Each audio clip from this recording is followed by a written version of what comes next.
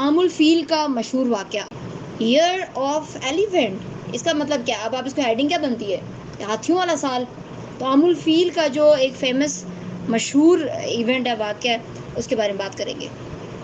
So when we are talking about Islamic history about this event، عام الفیل کا واقعہ، عام الفیل یعنی ہاتھیوں والا سال، اس کو کیوں کہا گیا؟ کیونکہ یہ ایک بہت مشہور واقعہ ہے جس میں ہوا کیا تھا، اس کی ہسٹری کیا ہے۔ اب ایک جو ابرہا تھا، اس کا نام لکھتے ہیں الف بے رے ہے اور یا، ٹھیک ہے، ابرہا نام ہے۔ تو ہاتھیوں کے لشکر لے کر، مطلب بہت بڑی اس نے فوج تیار کی تھی۔ اور کس کی فوج تیار کی تھی؟ ہاتھیوں کی، یعنی جس طرح لوگ گھوڑوں کی فوج لے کے جاتے تھے یا پھر اونٹوں کی فوج لے کے جاتے تھے، تو اس نے اپنی فوج میں ہاتھیوں کو شامل کیا تھا۔ آپ پتہ ہے کہ ہاتھی کتنے قداور ہوتے ہیں اور کتنے بڑے بڑے ہوتے ہیں۔ وہ لے کر آیا کیوں تھا؟ خانہ کعبہ کو تباہ کرنے کے لیے آیا تھا۔ اور وہ کس مہینے میں آیا تھا؟ اسی مہینے میں آیا تھا، محرم کے مہینے میں۔ کس کو تباہ کرنے کے لیے نکلا تھا؟ وہ خانہ کعبہ کو۔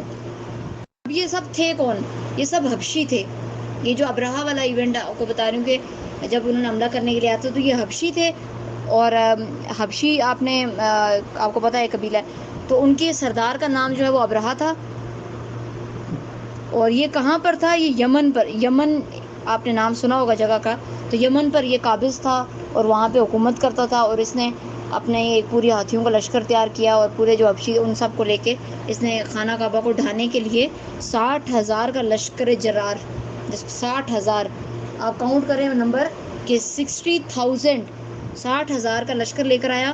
لیکن جب یہ مکے میں مشرق میں مزدلفہ اور منی کے درمیان، مطلب جب مکہ میں پہنچا، وہاں پہ کہاں پہ اس کی جو مشرقی ایریا ہے مزدلفہ اور منی، وہاں پہ ایک وادی ہے، اس کا نام ہے محسر، میم ہے سین رے، وادی محسر۔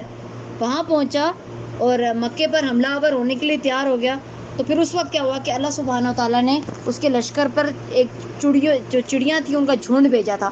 اس لیے اللہ تعالیٰ نے کہا علم کیا نہیں ترا، تم نے دیکھا، علم ترا کیفا، کہ کس طرح، علم ترا کیفا فعل ہم نے کیا اصحاب الفیل، ہاتھی والوں کے ساتھ، ٹھیک ہے۔ تو آپ اندازہ لگائیں، ایک گوس بمپ یعنی رونگٹے کھڑے ہو جاتے ہیں، 60,000 کا لشکر وہ لے کے آ رہا ہے اور ہاتھیوں کا لشکر ہے اور وہ مکہ کو تباہ کرنے کے لیے آ رہا ہے۔ اور پھر اللہ سبحانہ و تعالیٰ ایک میراکلس ایونٹ جو ہے وہ دنیا میں پیش آیا اور ہسٹری میں لکھا گیا کہ جو چڑیاں تھیں ان کا جھنڈ بھیجا، جنہوں نے ایک ٹھیکری جیسے پتھر جو ہوتے ہیں ان پر برسائے، اور وہ اس طریقے سے برساتے تھے، وہ ایک اتنی بڑی فریکوینسی یعنی بہت اونچے ہوتے تھے اور اتنی ہائٹ سے پھینکتے تھے۔ اور جب آپ کو پتہ ہے جتنی زور سے آپ اگر بولنگ اگر آپ نے ایکسپیرینس کی، جو فاسٹ بالر ہوتے ہیں ان کی جو گیند کی سپیڈ ہوتی ہے وہ جتنی زور سے لگتی ہے اتنی تیز شاٹ لگتی ہے، اور اگر وہ کسی کے سر پہ لگ جائے تو سر پھٹ سکتا ہے، ٹھیک ہے، مطلب وہ بہت فاسٹ ہوتی ہے اور اتنی آگ نکل جاتی ہے۔ تو اگر جو کنکر ہوتا ہے وہ ایک اسپیسیفکلی اتنی ہائٹ سے پھینکا گیا تھا کہ اس کی ایکولی وہ ایسا تھا جیسے بم بلاسٹ ہوتا ہے، وہ آگ لگا دے کسی چیز کو۔ تو وہ تمام جو لشکر تھا وہ جل کے بھس بن گئے تھے، بھس کی طرح ہو گئے تھے۔ اللہ تعالیٰ نے کہا نا قرآن میں وارسلہ علیہم طیرن ابابیل، کہ ہم نے ان کے اوپر پرندے بھیجے، طیرن، طیر کہتے ہیں پرندوں کو، ابابیل جھنڈ، عربی میں ابابیل جھنڈ کو کہتے ہیں، ابابیل پرندے کا نام نہیں ہے، ابابیل جھنڈ ہے۔ تو طیرن ابابیل، ہم نے ایسے پرندے بھیجے جو جھنڈ کی صورت میں آئے اور انہوں نے پتھر برسائے۔ تو ورڈ کیا ہے؟ ترمیہم بحجارۃ من سجیل فجعلہم کعصف مأکول، کہ ہم نے ان کو پھر کیسا بنا دیا۔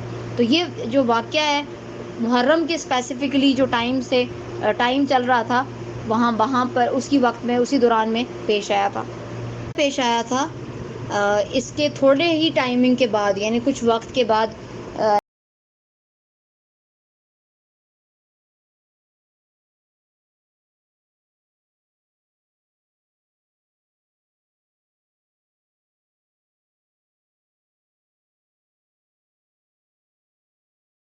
نبی اکرم صلی اللہ علیہ وسلم، کچھ وقت کے بعد، میں آپ کو دنوں کی بات نہیں کر رہی، کچھ وقت کے بعد، کچھ ٹائمنگ کے بعد نبی اکرم صلی اللہ علیہ وسلم کی پیدائش بھی ہوئی تھی۔